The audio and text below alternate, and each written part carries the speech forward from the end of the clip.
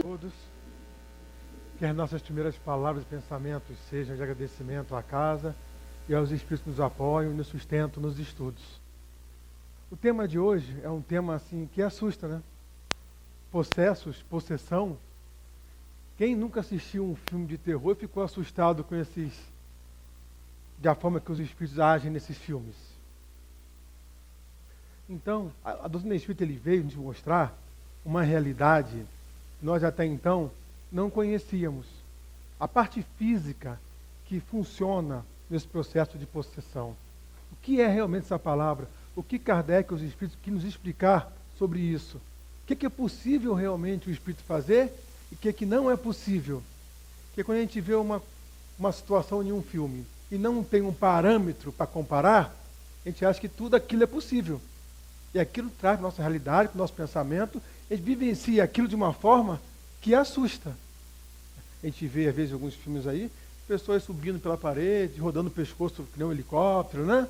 A gente vê que o adolescente fica meio assustado, como nós somos adolescentes. Mas vamos primeiro entender um pouquinho a sistemática. Nós somos espíritos, todos nós, independente se estamos encarnados ou não. A definição assim, a gente tem como alma quem está encarnado, mas somos todos espíritos. Nós estamos aqui hoje, ganhamos um corpo físico. O trabalho é imenso para que um espírito possa ter um corpo físico. A gente sabe que desde a concepção é ligado célula a célula, né, o perispírito, o corpo físico, para que o espírito possa ter um instrumento de comunicação entre o corpo físico e ele próprio. O perispírito é esse instrumento intermediário que agiliza esses comandos no corpo físico. Sem ele não seria possível. A gente sabe que o perispírito acompanha o espírito durante toda a sua existência, a chegar a um ponto que ele se confunde com o espírito, mas nunca deixa de existir. Esse é o nosso entendimento por enquanto.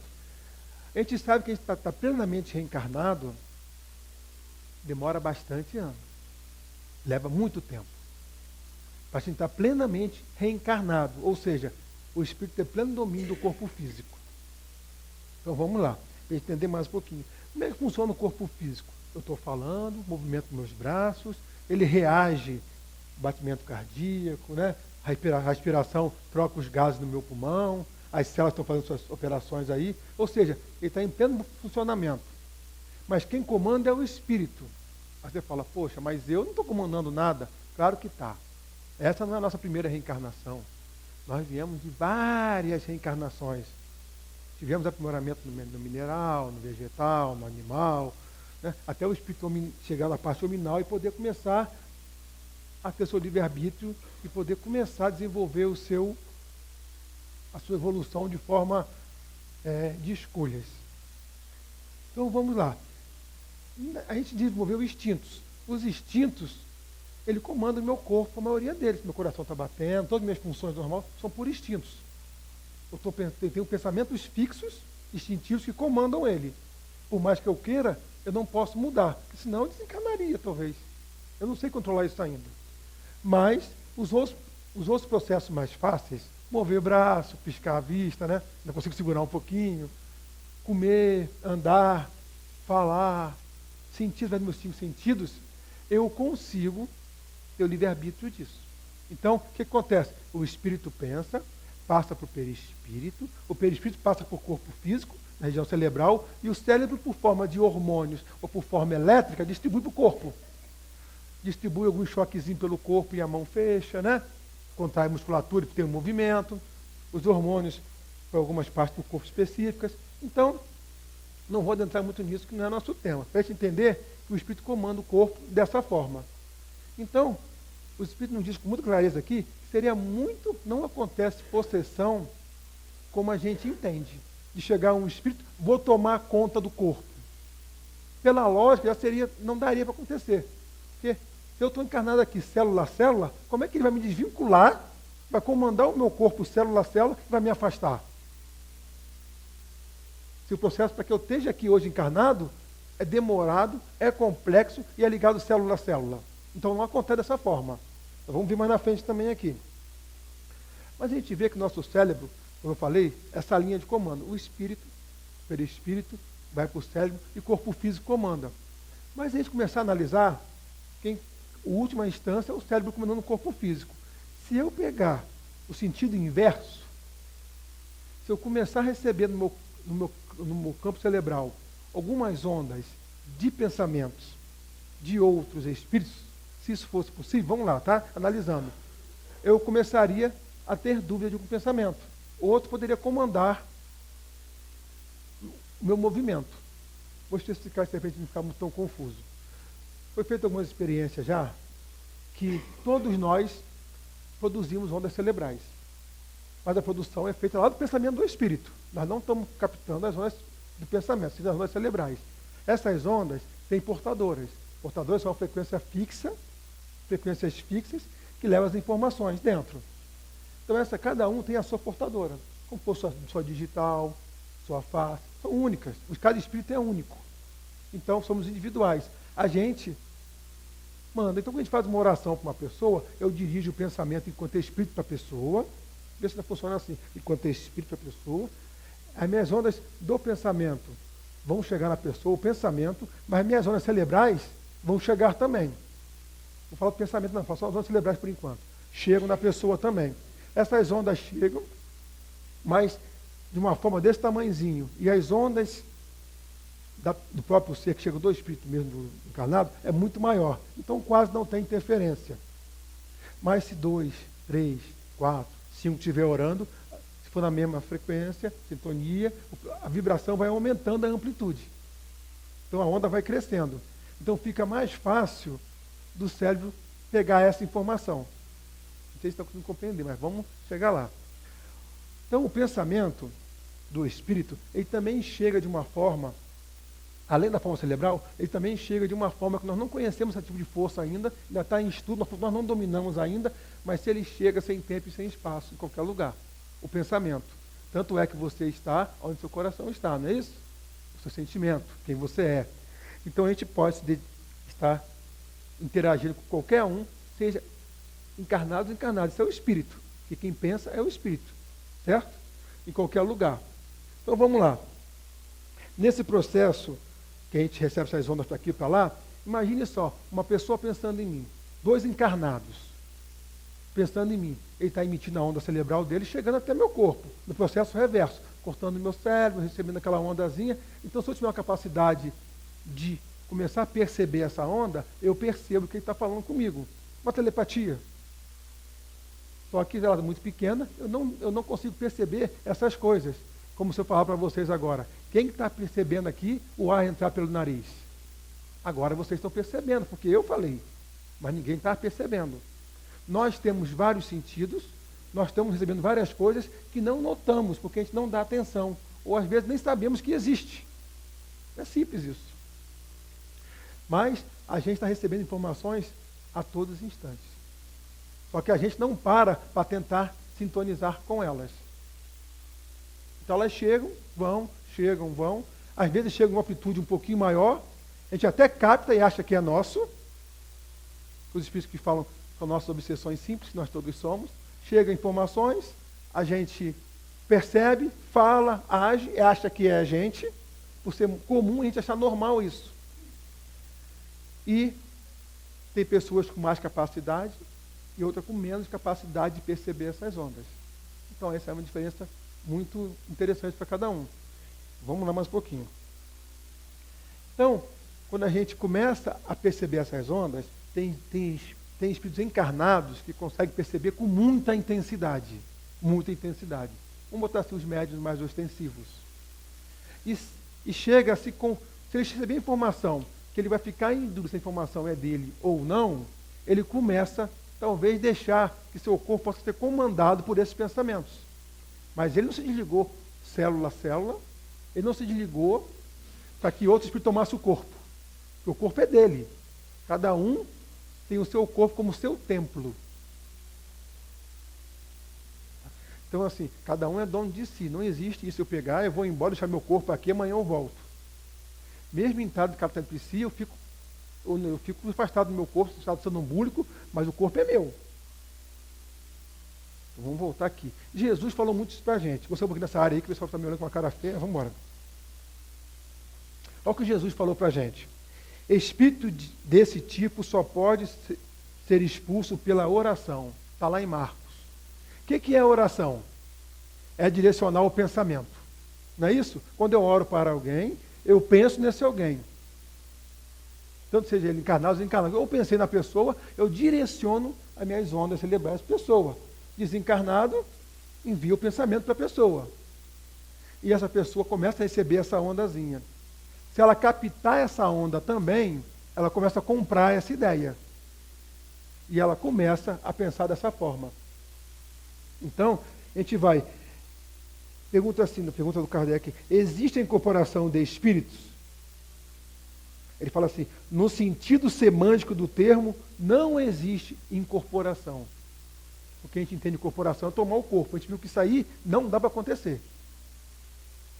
Ah, mas eu já vi. Você viu um processo de efeito físico, de efeito acontecendo, que eu vou explicar daqui a pouco como é que ocorre isso aí. Mas não é o espírito tomar o corpo e fazer o que quer. Isso não acontece. Olha o que ele fala aqui. Foi esse fenômeno que deu origem às práticas de exorcismo. Porque antigamente, sem conhecimento, a gente via as pessoas com esse processo, né, mediúnico, e não sabia o que era. Então a gente achava que era o quê?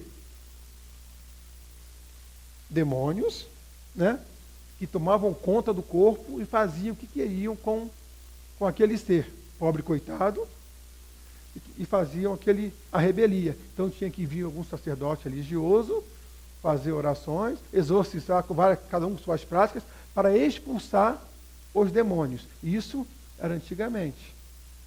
Hoje nós temos conhecimento do doutrina espírita para que não faça dessa forma, porque o negócio acontece um pouquinho diferente. Eu trouxe algumas negócios para a gente completar aqui. Olha só o que me fala aqui. Na psicofonia, para quem não sabe, a psicofonia é o ato de falar mediunicamente. Consciente, o espírito, comunicante, transmite telepaticamente, às vezes, à distância, as suas ideias ao médium, que se trata com as suas próprias palavras. Imagine um médium ali, ele recebe essas ondas, não precisa estar do lado, pode estar longe do pensamento, ele ouve e repassa a mensagem. Isso é a psicofonia, telepaticamente. Não tem nada tomando corpo aí. Recebeu uma onda e está falando. Existe a semiconsciente, aquela que não tem, fica meio consciente e meio inconsciente. Esquece das coisas. Como é que acontece isso? O espírito comunicante transmite telepaticamente. Às vezes é distante. Desculpa, li a mesma coisa. O espírito comunicante, através do perispírito do médium, entra em contato com este, atuando sobre o campo da fala e de outros sensos motores. O espírito comunicante, ele acopla. O médium, ele dilata o seu perispírito, que é esse corpo que eu falei que nós temos, ele dilata. Ou o espírito comunicante, ele acopla o perispírito, ele não toma conta do corpo, e ali ele toma conta de alguns órgãos, da fala, pode ser do braço, então ele fica semiconsciente. E existe o inconsciente, é aquele que a gente confunde muito com a possessão, que o médium, ele deixa, o espírito se comunica, usa o corpo de uma forma como se fosse dele. Mas ele não toma o corpo. Olha o que acontece. O espírito afasta, o médium em si, o espírito, né, se afasta do corpo no estado sonambúlico. O que é o estado sonambúlico? O médium se afasta consciente, né, não traz informação nenhuma, observa toda a situação ali e deixa, através do perispírito, esse espírito utilizar o corpo dele, utilizar pelo cérebro, os comandos cerebrais, movimentar o braço, a fala, movimentar as pernas. Mas o médium está sempre ali do lado. Sempre ali do lado. Porque o corpo é dele. Isso é o que ocorre.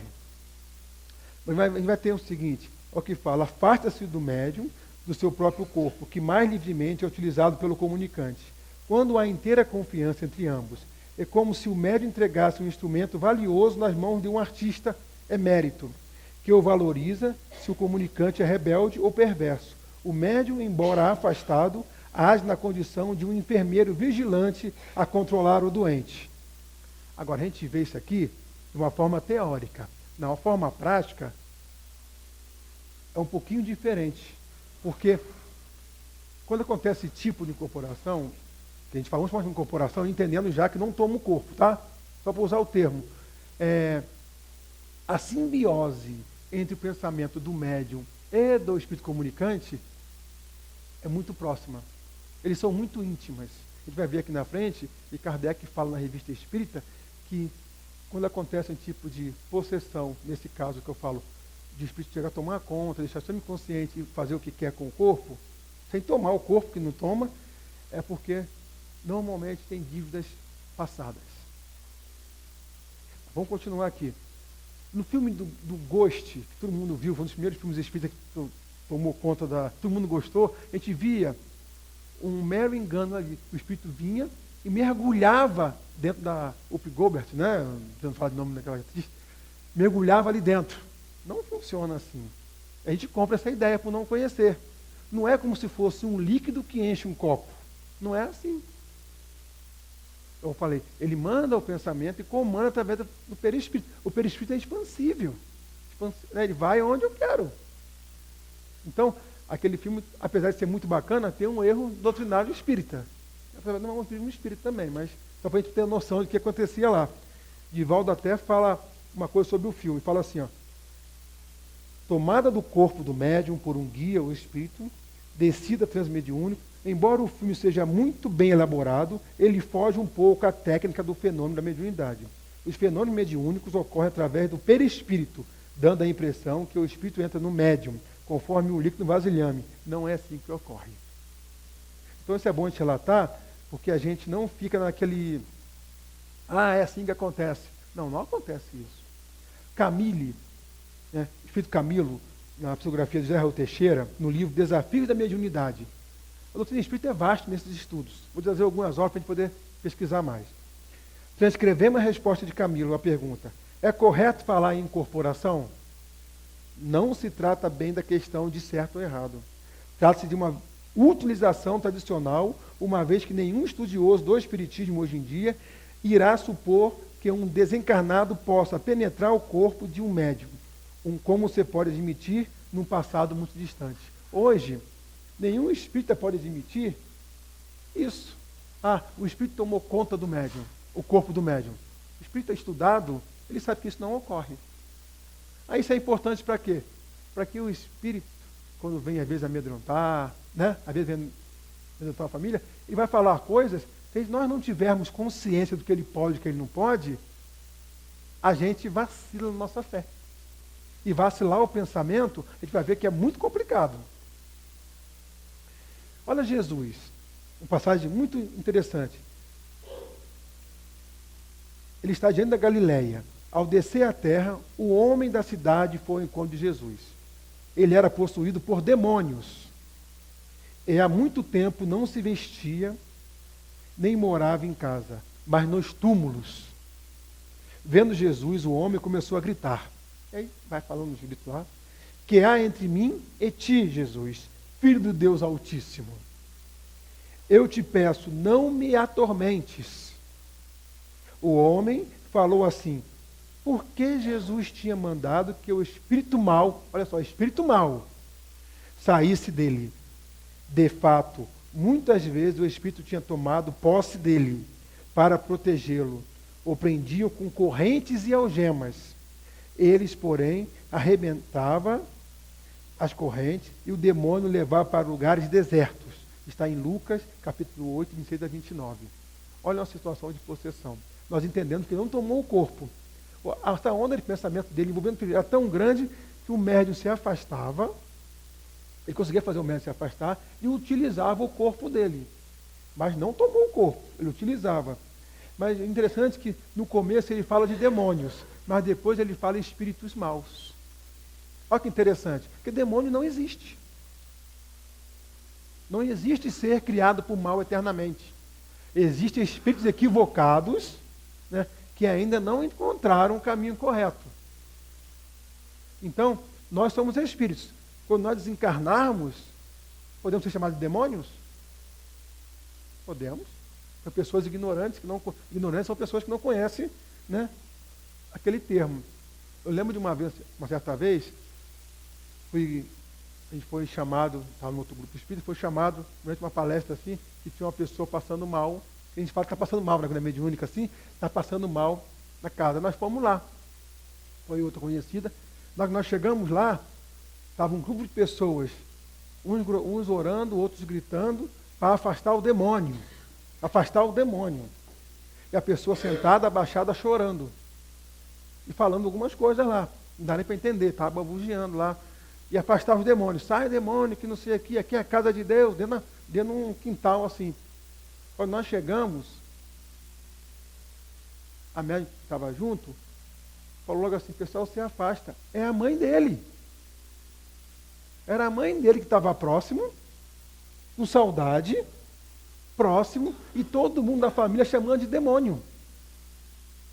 Pessoa amada, que conviveu junto. Por desconhecimento, perderam uma oportunidade, talvez, de rever um ente. Perderam a oportunidade de matar um pouco a saudade. Por desconhecimento. E nem era um espírito mau. Porque possessão, que eu estou falando aqui, nesse tempo que já entendeu que não é tomar o corpo, não é para o mal. Nós que entendemos, porque os filmes aí em cima é o possuído de não sei o quê, a possessão de fulano de tal. Então a gente já traz, quando fala em possuído e possessão, já vira até as costas. Mas possessão pode ser do bem. Um espírito que utiliza o corpo do médium, utiliza o corpo, não toma, né? Pelo seu envolvimento perispiritual, para trazer uma comunicação do bem, é uma possessão, não é? Mas não é do mal. Então demônio não existe. Jesus coloca aqui, é um espírito mau, ou seja, que às vezes está com um laço de vingança, normalmente é isso quando é um processo desse, ou é um processo de como foi a mãe ali, né?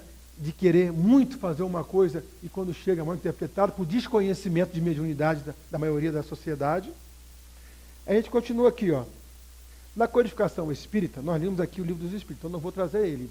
Nós vimos no filme de Kardec, quem assistiu a maioria, acredito, que mostrou o Livro dos Espíritos e o Livro dos Médiuns. A pessoa ficou, poxa, por que não mostrou mais o céu e o inferno, não mostrou a Gênesis, não mostrou a Bastos, não mostrou... E acabou mostrando tudo. Além do filme ficar muito grande, a gente vê que ele fala que o que está no Livro dos Espíritos e o que está no Livro dos Médiuns não acaba ali. Ele estava escrevendo as revistas espíritas. A revista espírita, as coisas que não colocou nos livros estão lá. As pesquisas, os estudos, que a maioria dos espíritas não leem.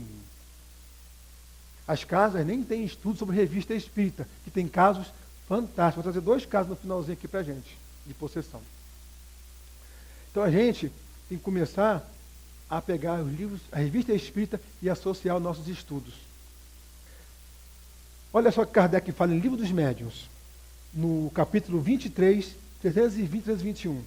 Dava-se outrora o nome de possessão ao império exercido por maus espíritos, quando a influência deles ia até a aberração das faculdades da vítima.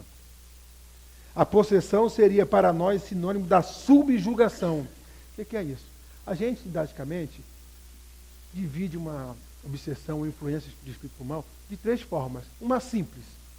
Todos nós somos sujeitos a isso. São aquelas ideias, aquelas ondas mentais pequenininhas que chegam na nossa mente e a gente acha que é nossa. Às vezes é uma resposta inadequada. Às vezes é uma atitude ríspida que não faz parte da gente. Joana nos fala que a gente, toda vez que a gente faz uma resposta e logo depois se arrepende, é que a gente agiu de ímpeto e fomos obsediados naquele momento. A gente não pode se arrepender de uma coisa que é nossa, muito instantaneamente. Então a gente ouviu uma ideia e colocou para fora. E nós somos assim. Nós temos que parar, pensar, ver se aquela ideia realmente é minha, se vai trazer o bem, ter a calma, coisa que eu não tenho muito, né? E jogar a palavra. Então a gente vê isso. E depois tem a fascinação, que já é aquele processo mais intenso um pouquinho. A pessoa já fica fascinada, olha o nome, né? Já, aquela ondinha está muito maior, eu já estou comprando aquela ideia de uma forma tão fácil, já faz parte das minhas atitudes. Mas não é minha. E Kardec fala, os espíritos falam, né, que ele nos orientam, apesar de ordinário, é ele que vos dirigem, eles os espíritos fazem isso com a gente. Porque a gente compra essas ideias, e as ideias vão vindo, a gente vai comprando, e não para analisar se são nossas ou não. Continua. Aí depois tem a subjugação, que também a gente chama de possessão, que é aquele fato que o espírito já não tem mais força, né, o ser encarnado já está afastado, se afasta fácil do corpo, já está enfermo, então fica fácil se eu forçar os meus laços perispirituais para que o espírito possa utilizar o meu corpo, não tomando, mas usando o meu cérebro e fazendo a situação. Na nossa página hoje, foi lida uma parte interessante aqui, que falou assim, ó, a intromissão deles, via de regra, se verifica principiando pela imprudência da brecha. Hoje uma queixa, amanhã um momento de azedume. Cedo uma discussão temerária, mais tarde uma crise de angústia, perfeitamente removível através do serviço. Agora um comentário deprimente. Depois um minuto de irritação. E por fim, a enfermidade, a delinquência, a perturbação e às vezes a morte prematura. É assim que começa. Todos nós. Ele não fala dos médios ostensivos não, tá? Todos nós. Então nós temos que ficar atento ao que falamos, ao que agimos, ao que pensamos. Vamos ver se somos nós mesmos. Continuando aqui. Por dois motivos deixamos de adotar esse termo. Primeiro, porque implica a crença de seres criados para o mal perpetuamente. Os demônios não existem. Enquanto que não há senão seres mais ou menos imperfeitos, os quais todos podem melhorar-se, segundo porque implica igualmente a ideia do assenhoreamento de um corpo por um espírito estranho, de uma espécie de coabitação, ao passo que é apenas constrangimento. A palavra subjugação exprime perfeitamente a ideia. Assim, para nós, não há possesso no sentido vulgar do termo. Há somente obsediados, subjugados e fascinados.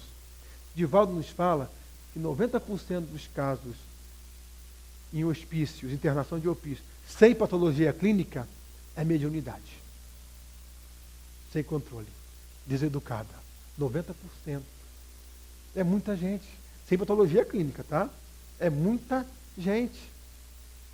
Nós hoje estamos começando a entender a mediunidade. Hoje. No Evangelho do Espiritismo, em abril de 1864, olha o que Kardec nos fala. Ele fala, estudando o tema perdoar os adversários, aponta a possibilidade de espíritos encarnados, de natureza má, perseguir os encarnados, pelos quais querem mal. A certa altura conclui, nesse fato reside a causa da maioria dos casos de obsessão, sobretudo os que apresentam certa gravidade, quais os de subjugação e possessão.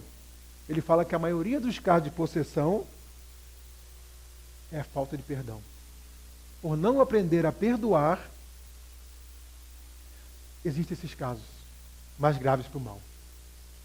E porque nós estamos encarnados, nós temos um esquecimento, segundo Emmanuel, por nossa incapacidade de perdoar. Eu esqueci, enquanto estou no corpo, mas quem está fora não esqueceu. E ele vem na autoafirmação de se achar que está na condição de cobrar. E às vezes, até no nosso entendimento, ele tem até razão. Mas pelas leis de Deus, a coisa funciona diferente. Então a gente vê aqui, também no livro A Gênese também tem. No capítulo Os Fluidos, no tópico Obsessões e Possessões. Vê que está recheado nossa cultura espírita de possessões, né? Na obsessão, o espírito atua exteriormente, com a ajuda de seu perispírito. Não se identifica com o do médium. Na possessão, em vez de agir exteriormente, o espírito atuante se substitui, por assim dizer, ao espírito encarnado. Toma-lhe o corpo para domicílio, sem que este, no entanto, seja abandonado pelo seu dono. Pois que isso só se pode dar pela morte. Ou seja, o dono do corpo nunca perde ele. A possessão, esse aqui está no livro A Gênese também. A possessão, consequentemente, é sempre temporária e intermitente. É sempre temporária, porque a possessão não pode durar eternamente. Por quê? Porque eu sou dono do meu corpo. Então todos os meus fluidos, meus pensamentos, manter esse corpo estável, são meus. Se eu me afasto e deixo um espírito controlar meus pensamentos, e aí com isso dentro do meu corpo, como é que ele vai manter o meu corpo estável? Não consegue. Porque esse corpo é meu. Então minhas funções começam a deteriorar. Então o médium, ele não pode ficar muito tempo utilizando esse recurso. E o médium, quanto mais utiliza, ele vai se envolvendo com esses fluidos do pensamento desse espírito. E ele vai adoecendo. Cada vez ficando mais fraco. E quanto mais fraco nós estivermos, mais fácil acontece o despreendimento espiritual. E mais fácil é de acontecer possessão. Então, quanto mais saúde eu tiver, mais firme eu tiver com meus pensamentos, menos chance tem de acontecer. Então, por isso que a gente vê uma pessoa que está com um processo obsessivo nessa fase do espírito do mal, de possessão, ele sempre está meio debilitado, está fraco. Você não vê ele forte, com pensamento feliz, ele está sempre para baixo. Porque o corpo está debilitado. O pensamento, o fluido do corpo dele está envolvido com o espírito que está fazendo aquilo com ele. E quanto mais fazer, melhor para o espírito. Porque ele pode mandar um pensamento de bebida alcoólica, e ele usufrui dos fluidos. Ele pode mandar um pensamento de tóxico, ele pode usufruir dos fluidos. Ele pode se envigar de achar no direito de alguma coisa que tenha feito. E como é que você recobra a saúde depois de estar no estado desse? Não consegue sair sozinho sem ajuda. Precisa de ajuda espiritual. E também ajuda material, ajuda médica, orientação de conduta moral, orientação de evangelho para modificar o pensamento dele, para que ele possa recobrar os seus pensamentos, estruturar sua força física para que não aconteça esse processo de possessão.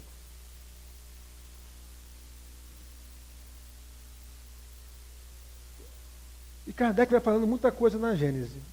Mas eu vou ler esse caso aqui, ó, que está na Revista Espírita de 1869, que já falei tanto dela, não vou dizer nenhum caso dela, né? Não é raro que um espírito atue e fale com o corpo de outro. Deveis compreender a possibilidade desses fenômenos. Então, que sabeis que o espírito pode se retirar com o seu perispírito mais ou menos longe de seu envoltório corpóreo, quando esse fato ocorre, sem que nenhum espírito disso se aproveite para ocupar o lugar. A catalepsia. Catalepsia é isso.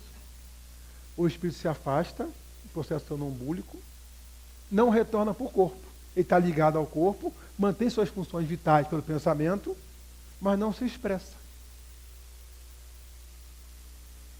Quando o espírito deseja para ali se colocar para agir, toma um instante a sua parte na encarnação. Une o seu perispírito ao corpo adormecido, desperta-o por esse contato e restitui o movimento à máquina. Mas o movimento à voz não são mais os mesmos, porque os fluidos espirituais não afetam mais o sistema nervoso do mesmo modo que o verdadeiro ocupante. Então o sistema nervoso do médium já está abalado, como eu falei aqui. Ele não consegue mais manter a firmeza do pensamento. Tem várias coisas para ler aqui. Tem Leão Denis, tem Leandro Guimarães, mas não vou ler tudo não, senão não vai dar tempo também. A gente vê o seguinte, tudo isso ocorre porque o pensamento é vacilante. Tudo isso ocorre porque a nossa fé é pequena. Porque quando a gente tem um pensamento convicto da verdade, não há pensamento que entre. Porque eu tenho certeza daquilo. Agora, se eu não tiver certeza de uma verdade, qualquer pensamento que venha, eu posso aceitar. Então a minha fé vacilante me torna um instrumento de fácil obsessão. Se eu tiver confiança nos estudos, a verdade vos libertará. Se eu tiver a verdade dentro de mim, qual mentira que eu vou aceitar? Nenhuma. É por isso que Kardec se preocupou muito, cara, com os espíritos intuindo ele, para que a gente não divulgue nenhuma falácia. Para que a gente fique sempre fixo nas coisas verdadeiras. Só divulgue aquilo que tiver realmente com a verdade. Se tiver dúvida, deixa para lá, que outra hora ela vai vir. Não é isso que ele fala para a gente? Nós temos dois casos na Revista Espírita, de 1863, de dezembro. São dois casos interessantes de possessão. Que a gente acha, como eu falei, a gente vê possessão em um estado assim como fosse muito ruim, mas nem sempre. A gente vê aqui ao caso da senhorita Júlia. Não sei se vocês conhecem, mas vou dar uma olhada para não perder aqui. Kardec, ele fazia várias reuniões mediúnicas. Nessas reuniões mediúnicas, ele tirava várias informações. Inclusive, muitas delas estão nas obras póstumas, muitas delas estão no livro dos médiuns e algumas estão no livro dos espíritos. Então, ele fala assim, ó, várias pessoas se achavam um dia na casa de uma senhora que é médium sonambúlica. Aquela média que se afasta face do corpo. De repente, ela toma atitudes absolutamente masculinas. Sua voz muda e, dirigindo-se a um dos assistentes, ela exclama: "Ah, meu caro amigo, como estou contente de te ver." Surpresos perguntam o que isso significa. A senhora continua: "Como, meu caro? Não me reconheces?" "Ah, é verdade, estou coberto de lama. Sou Charles Z." A este nome, os assistentes se lembraram de um senhor falecido meses atrás, vítima de uma apoplexia, à beira de uma estrada. A apoplexia é um problema cerebral, né? Ele tinha caído num fosso de onde haviam retirado coberto de lama. Ele declara que, querendo conversar com o seu velho amigo, aproveitava o momento em que o espírito da senhora, a sonâmbula, estava afastado do corpo para tomar-lhe o lugar. Com efeito, tendo se renovado a cena vários dias seguidos. Não aconteceu uma vez só. Vários dias ele tomava o corpo, entre aspas, né?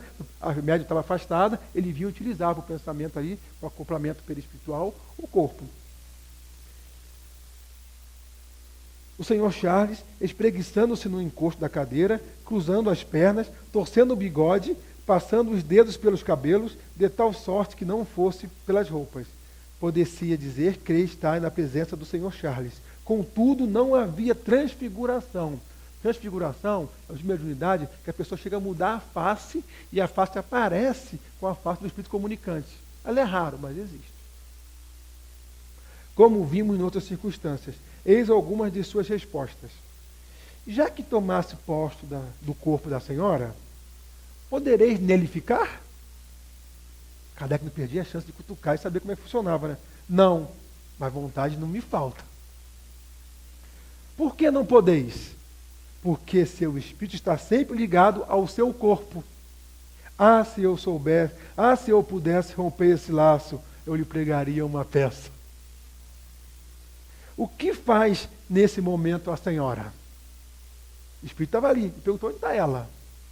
Está aqui ao lado, olhando-me e rindo, vendo-me em suas vestes. Era uma espírita consciente, fazia parte dos estudos. Deixou acontecer os estudos, estava ao lado, achando graça da situação. O que é normal. Nós nos assustamos. E continua. Esta conversa eram muito divertidas. O senhor Charles tinha sido um boêmio e não desmentiu seu caráter. Dado a vida material, era pouco adiantado como espírito, mas naturalmente bom e benevolente.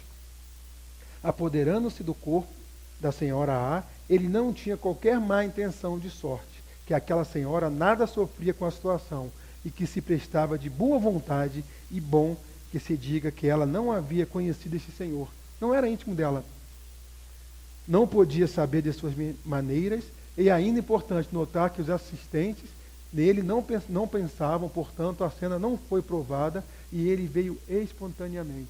Não foi evocação, ela se afastou, ele viu a oportunidade, chegou e Kardec não perdeu a deixa para fazer a sua pesquisa e mostrou que a possessão, para um médium experiente, ainda tira proveito da situação em termos de conhecimento e divulgação. Isso Kardec fazia. Muitos de nós, às vezes, como aquele caso que eu contei, né? Às vezes vê um parente muito íntimo chegando, a primeira coisa, quando vê, parece que transfigurou, né? Sumiu. A pessoa correu. Por quê? Nos assusta. O desconhecido assusta, dá medo. Quando se conhece, se acha engraçado. Depois que passa. Vamos lá. Aí, aqui o outro caso. Esse caso agora é um caso de possessão que Kardec estudou, mais complicado. Esse caso foi um caso tranquilo. Tem vários casos na Revista Espírita. Quem quiser estudar, está em 1863. A senhora Júlia, doméstica, nascida na Saboia, com 23 anos de idade, não conhecia a doutrina espírita. Não conhecia as leis da mediunidade. Né? Sem qualquer instrução. Há algum tempo era sujeita a acesso de sonambulismo natural que duravam semanas inteiras. Já viu como é que devia estar o corpo dela, né? Nesse estado, ela ocupava-se em seu trabalho habitual, sem que as pessoas suspeitassem da sua situação. Olha que situação que ela passava. Seu trabalho era muito mais bem feito. Sua lucidez era notável. Ela descrevia lugares e acontecimentos distantes com perfeita exatidão. Há cerca de 6 meses, ela tornou-se presa nas crises de um caráter estranho, que sempre ocorriam no estado sonambúlico, que de certo modo se tornava seu estado normal. Ela se torcia, rolava pelo chão, como se debatesse em luta com alguém que a quisesse estrangular. E com efeito apresentava todos os sintomas de estrangulamento. Ela tentava estrangular. Achava vencendo esse ser fantástico, tornava pelos cabelos, dava-lhe supapos e lhe dirigia injúrias e imprecações, apostrofando-a incessantemente com o nome de Fredegunda. Infame regente, rainha impúdica, criatura vil e manchada por todos os crimes, pisoteava como se calasse aos pés com raiva, e lhe arrancava as vestes. Coisa bizarra, tornando-se ela própria por Fredegunda, dava em si própria redobrados golpes nos braços, no peito e no rosto, dizendo: toma, toma, é bastante infame, Fredegunda. Queres me sufocar, mas não conseguirás. Queres meter-me em minha caixa, mas eu te expulsarei. Imagine só, a médium querendo retomar o corpo, os seus pensamentos, mas já sem força, né? Um espírito, com os pensamentos dele também acoplados pelo espírito, brigando num único corpo, tentando se matar, se jogando no chão, fazendo de joguete. Vamos visualizar a cena. Cadê onde eu estou aqui? Minha caixa era o termo de que ela servia para designar o corpo físico. Ninguém poderia pintar a expressão frenética com que ela pronunciava o nome de Fredegunda, rangendo os dentes, nem as torturas que ela sofria nesse momento. Um dia, para se livrar de sua adversária, ela tomou uma faca e vibrou contra si mesma, mas foi socorrida a tempo de evitar um acidente. Coisa não menos notável é que ela jamais tomou um dos presentes por Fredegunda. A dualidade estava sempre nela mesma.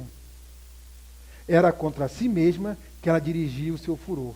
Quando o espírito estava nela, e contra um ser invisível, quando ela se havia desembaraçado. Para os outros, ela era suave e benevolente, mesmo nos momentos de maior expansão. Essas crises verdadeiramente apavorantes, por vezes duravam horas e se repetiam várias vezes por dia. Quando tinha acabado de vencer Fredegunda, ela caía num estado de prostração e de abatimento, de que só saía pouco a pouco, mas que lhe deixava uma grande fraqueza e dificuldade de falar. O espírito só parava de influenciar como não tinha mais estrutura física para fazer aquilo. Ela estava tão debilitada que se saía. Lembra que não pode ficar o tempo todo? Sua saúde estava profundamente alterada. Nada podia comer e por vezes ficava 8 dias sem alimento. Os melhores petiscos tinham gosto horrível para ela, que eles faziam rejeitá-los. Dizia ela que era a obra da Fredegunda que queria impedi-la de comer. Queria fazer desencarnar, não é verdade? Um processo de possessão muito difícil. Mas vem uma parte agora, pequenininha, que está na Revista Espírita de 1874. Isso foi em 1863. Depois de um ano veio a resposta. É grandona, só sintetizei. Pelo espírito Hahnemann, do médium Senhor Albert. E também quem assina, o médium era Hahnemann, e o espírito que assina é Erasto, aquele que tem várias passagens no Evangelho. Olha o que ele fala, explicando a situação para eles que entendam, para a gente não deixar chegar nessa situação conosco. Serei breve. Será muito fácil curar essa infeliz possessa. Os meios estavam implicitamente contidos nas reflexões há pouco emitidas por Allan Kardec. Não só é necessário uma ação material e moral, mas ainda uma ação puramente espiritual. Não era só moral e material, também tinha que ter ação espiritual.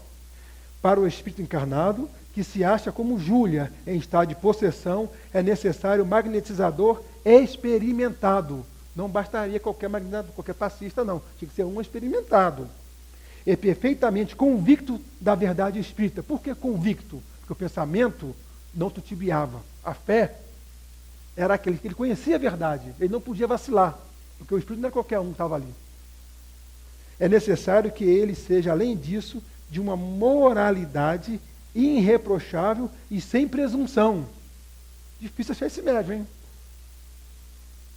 Tinha que ter uma moral irreprochável. Mas para agir sobre o espírito obsessor, é necessária a ação não menos enérgica de um bom espírito desencarnado. Assim, pois dupla ação terrena, extraterrena, encarnado sobre encarnado, desencarnado sobre desencarnado. Eis a lei. Se até agora tal ação não foi realizada, foi justamente para vos trazer ao estudo e à experimentação desse interesse cristão. E é por isso que Júlia não se livrou mais cedo. Ela devia servir aos vossos estudos. Nós estamos trazendo aqui hoje o que ele deixou para a gente. Isto vos demonstra o que deveis fazer de agora em diante, nos casos de possessão manifesta. É indispensável chamar em vossa ajuda o concurso de um espírito elevado, gozando ao mesmo tempo de força moral e fluídica, como, por exemplo, o excelente cura Darius. É o espírito que ele pede para invocar.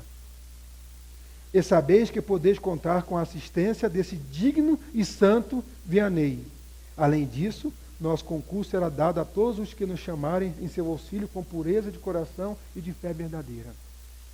Resumindo, quando magnetizarem Júlia, será preciso começar pela fervorosa evocação da cura, Dr. Ars, e de outros bons espíritos que se comunicam habitualmente entre vós, pedindo-lhes que hajam contra os maus espíritos que perseguem essa moça, os quais fugirão ante as falanges luminosas. Também é preciso não esquecer que a prece coletiva tem uma força muito grande, quando feita por um certo número de pessoas, agindo em sintonia com uma fé viva e um ardente desejo de avaliar. Vê que não é fácil quando a pessoa depois se deixa entregar em um processo de obsessão, de possessão, não é fácil sair. Não é qualquer médico que tem moral para falar para o espírito sair. Então, quando a gente vê isso aqui, a gente entende o seguinte: vamos orar uma situação. Basta balbuciar palavras? Eu tenho que pensar, ter vontade para dar qualidade a essa onda, dar amplitude, né, de uma forma que possa interferir realmente naquilo ali. Não posso titubear na minha verdade. É por isso que Jesus falou para aqueles discípulos: homens de pouca fé, porque não expulsou os demônios. Titubearam na hora. Então, é preciso ir um que possa falar com propriedade. Porque aquele que não fala com propriedade, não vivencia aquilo que está falando, ele não consegue expressar os sentimentos necessários para envolver aquele espírito. Então, nós temos que estar sempre orando e vigiando. Ele não falou que precisa ser um espírito perfeito. Só precisa ter uma moral muito boa. Então, nós temos que estar sempre prontos numa situação dessa. Orar, fazer prece, não é falar. É pensar. É me envolver nesse sentimento. É me envolver num escafandro, me deixar essa verdade me contagiar e irradiar, para que todos possam perceber e sentir. Isso que é ter moral da conduta e mostrar. Os espíritos que vão tentar chegar perto, eles saem de perto. Deus me livre, esse cara chato, eu não chego nem perto. Qual o pensamento que vai entrar na mente de um espírito convicto? No bem, nas verdades, convicto na ajuda. Ele não entra. Entra nas brechas que nós damos para as simples, da fascinação, chegar na possessão. Mas nós entendemos também que ele não pode fazer o que quer. Ele não vai desencarnar o médium. E isso só acontece não é porque o médium é coitadinho, não. Isso só acontece porque tem vínculos de falta de perdoar nesse meio. Lembra que Jesus falou? Tudo isso acontece por falta de perdão? Porque tem vínculos de falta de perdão.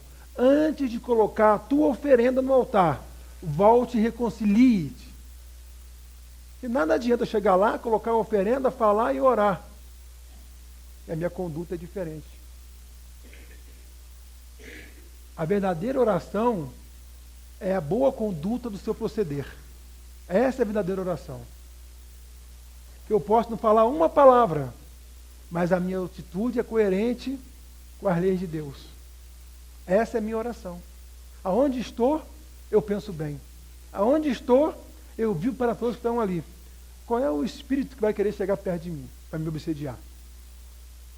Estou falando de mim só como exemplo, tá, gente? Porque é difícil chegar nesse estado. Mas nós conseguimos ficar assim. Um estado de possesso em um médium, possessão do mal, por espírito maligno, assim, que pesa o mal de vingança, é muito triste. Todo mundo aqui já presenciou, então já conhece algum caso, é triste. Então, como que o médium pode se livrar disso? Estudando. O segundo, se amando. Parece o Kardec falando, instruí-vos, amai-vos. A orientação é só essa. Mas a gente não consegue perceber isso, até porque quando a gente consegue tentar, aquela ondinha está aqui, a gente capta ela e acha que é nossa. Então, por que recomenda oração quando acordar, oração ao dormir, evangelho todo dia? Faz uma vez por semana por enquanto, né? Porque não consegue. É todo dia, para que quando eu leio o evangelho, eu estou trazendo para a minha mente pensamentos elevados, de conduta de bondade. E qualquer outro pensamento que esteja ali, ele é submisso. Eu não vou deixar enfraquecer para que eu possa receber ideias que não condizem com as minhas ideias. Então, primeira coisa, já vos disseste um grande sábio da antiguidade, conhece-te a ti mesmo. Porque você se conhecendo, você não aceita as ideias que não é sua. Mas quando a gente não se para conhecer, qualquer coisa pode ser minha. Então a gente tem que começar a perceber quem eu sou, em que eu tenho dificuldade, em que eu tenho facilidade. E com isso eu vou avançando na minha moralidade. Então, que Jesus possa nos dar firmeza de pensamento, que Jesus possa nos dar envolvimento em suas vibrações, que possamos nas nossas orações estar sempre convictos das verdades espíritas, convictos dessas leis universais que nos regem, porque estamos sempre amparados por um guia espiritual, de um espírito amigo, elevado, que nos envolve desde que nós encarnamos. Basta chamá-lo, que ele vai nos trazer os pensamentos necessários para a nossa atitude. Mas temos que pedir para obter, batei e abrir-vos-á. Então que Jesus possa nos amparar, está conosco hoje e sempre.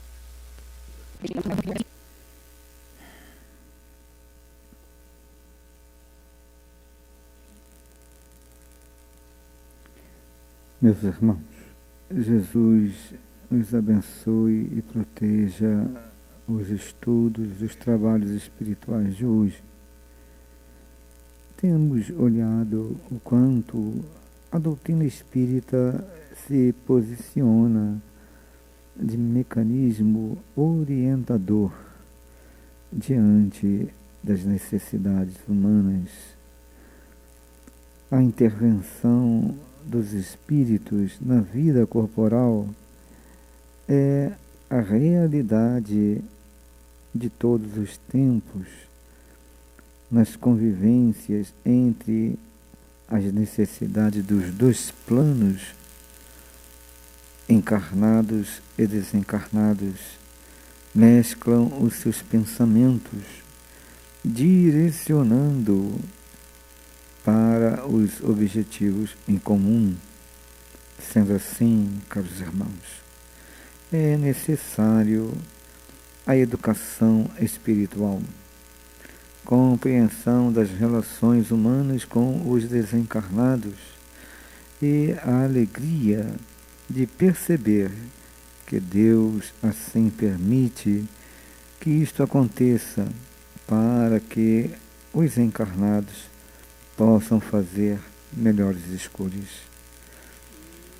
Do lado de cá, olhando os espíritos agirem sobre os pensamentos e os desejos humanos, é como se colocássemos dois líquidos que têm a mesma densidade esses líquidos se misturam com proporções diversas, criando entre eles uma reação quase não conseguindo identificar a diferença entre os dois líquidos.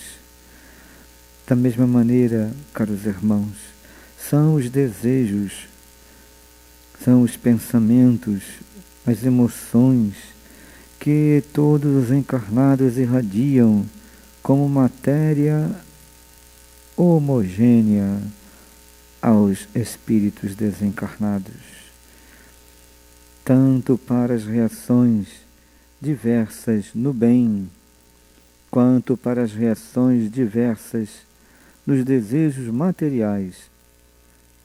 A força da matéria é a mesma. Pensem, caros irmãos, quando se propõe a tarefa também do bem, irradia-se o pensamento, gerando matéria sutil. É como se fossem os gases que se misturam através das suas densidades, criando proporções de irem à direção do objetivo do pensamento, matéria mental, matéria espiritual, que se direcionam ao progresso. Da mesma forma, vemos para os encarnados pensamentos ainda envolvidos nas propostas do bem serem influenciados por espíritos inferiores, mas as densidades vibracionais são diferentes, não são homogêneas. É como se colocassem dois líquidos com densidades diferentes e eles então não interpenetram, criam-se lacunas entre eles, matéria que se invade, mas rapidamente, na serenidade da própria força, eles se distanciam. É a proposta da elevação, irradiação de pensamento para o bem. Outros espíritos ainda com suas dores tentam penetrar, e é possível percebê-los, mas não deixar que se acumulem em nossas dores, em nossos sofrimentos na encarnação. É necessário amá-los, ajudá-los, ampará-los, socorrê-los. Assim, caros irmãos, vemos a proposta de Jesus no sentimento da fé, da caridade para com os desencarnados. O Cristo, ao deixar o seu corpo balido pelas dores do flagelo, foi ao encontro daqueles espíritos mais sofridos, do próprio amigo que, no sentido da palavra, o traiu, recolhendo-o das regiões mais dolorosas para a paz da consciência. Façamos o mesmo, trabalhemos no bem, não deixemos que vibrações e sofrimentos penetrem em nossos corações na encarnação, porque o trabalho íntimo, a renovação íntima, traduz prece. Vejamos a questão 479, ao perguntar: a prece é o meio eficaz para retirar a interferência dos espíritos, dos maus espíritos? E a resposta: não somente deve-se pensar na prece como este meio. Não basta murmurar algumas falas e frases, é necessário trabalhar, gerar energias, vivenciar o bem, renovar sentimentos na proposta do bem. Somente assim haverá diferença entre as ações uns dos outros. Amemos, socorramos, saibamos compreender o amor de Jesus por todos nós. Penetremos em seus pensamentos e façamos o bem na terra. O abraço do vosso irmão altivo aos vossos corações. Muita paz.